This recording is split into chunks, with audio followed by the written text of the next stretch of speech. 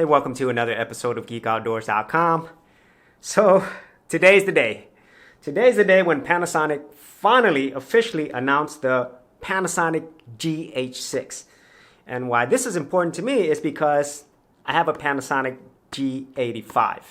And I, like many other Panasonic users, have really been waiting for the Panasonic GH6. And even though there are a lot of amazing things that the Panasonic GH6 offers, mainly things like 4K 60, 4K 120 at high frame rates up to 300 frames per second for variable frame rate for 1080p, and also things like 5.7K downsampling. It also has other things like even better image stabilization, more dynamic range, and a new tilt and variable angle flip screen, much like the full frame versions of the Panasonic with the S1H, and many other awesome video features. But I'm going to pretty much avoid talking about all of those, and I'll leave all those details in the description area below if you wanted to see the full specs on this. Needless to say, this is probably the best Micro Four Thirds camera out there, and the Olympus OM1 system, even though it does have a lot of great features, the Panasonic GH6 does trump that. But let's go ahead and get into the thing that's really important, and that is the autofocus. So once again, Panasonic is sticking with their DFD contrast-based autofocus.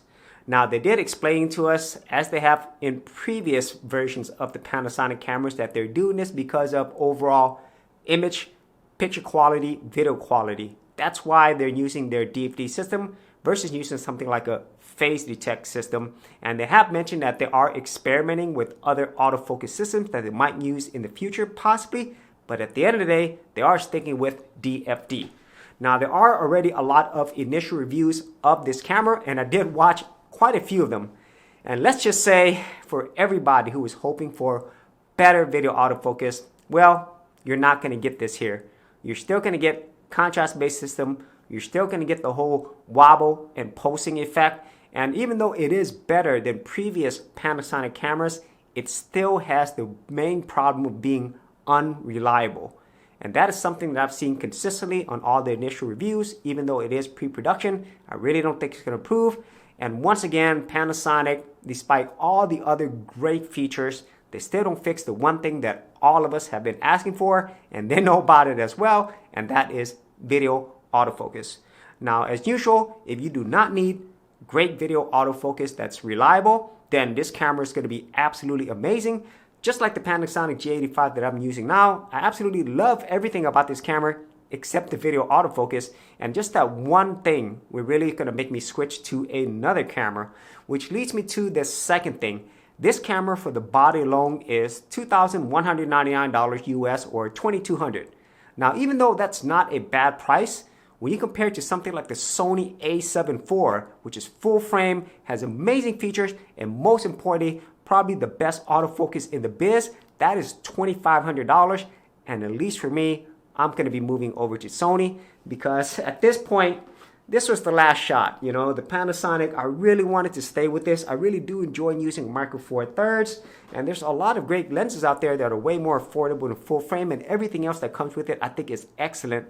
But since they're not fixing that video autofocus, at least for me as a content creator, I really don't want to spend a lot of time trying to make the autofocus work. Instead, I just want to focus on creating content, and with that, I definitely want reliable, great autofocus, especially when you're spending this much money, which isn't really that much less than a full frame camera, whether you're using a Sony system or a Canon system. You're now at that range when these cameras are going to be a better overall fit for most content creators out there.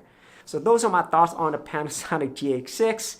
I was really hoping for a lot of things, and even though Panasonic delivered on so many things when it comes to video features, they really held back on the one thing that they know that they need to fix, and that is video autofocus. So if you actually had any thoughts on this, be sure to leave it in the comments area below. And if you did want to see more of my camera reviews, thoughts, and tips, I do have an entire playlist. I'll leave that in the description area as well. So as always, if you did get value out of these videos, be sure to share, like, and subscribe. For serious YouTubers, check out TubeBuddy, the premier tool news at GeekOutdoors.com. Get more done today by checking out the affiliate link in the description area below.